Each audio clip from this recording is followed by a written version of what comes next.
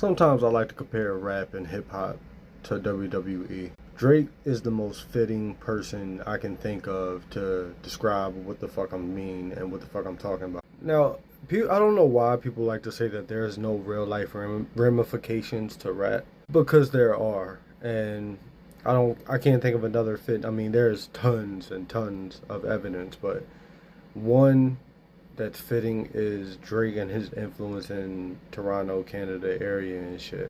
Since Drake got famous, for some strange reason, Toronto has been up in like shootings and all this other shit. Like throughout the years now, I've seen quite a few shootout videos that were taking place in Canada, out of all places. Keep in mind, before Drake, I'm pretty sure only Canadian celebrities were like Justin Bieber and Ryan Reynolds. But I said that to say that you see when it's all about, you know, rap and hip hop, he's strictly black and it's nigga this and nigga that.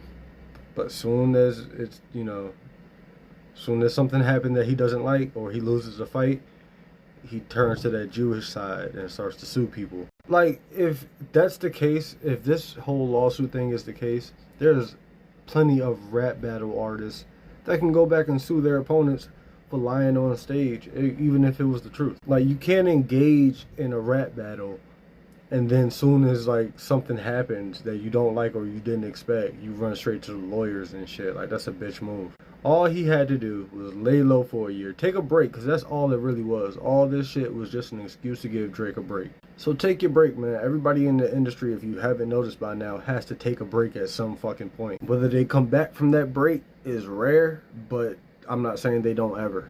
Instead, this nigga files a lawsuit and fucks up any chance. I ain't gonna say any chance, man, because 9 times out of 10, the Drake fans are delusional as fuck anyway. So I'm sure he'll drop a little summer bop and people will treat him like the Will Smith and shit. Because honestly, Kendrick didn't grab anything that wasn't already floating out there in the air anyway. Like, this nigga had a long history of hitting up these underage pop stars and shit like that. Even Zendaya, who's an actress, and, you know, trying to be there around the time they turn 18, like type creeper shit. And I get it, it's a whole different type of industry and shit like that, but at the same time, there's no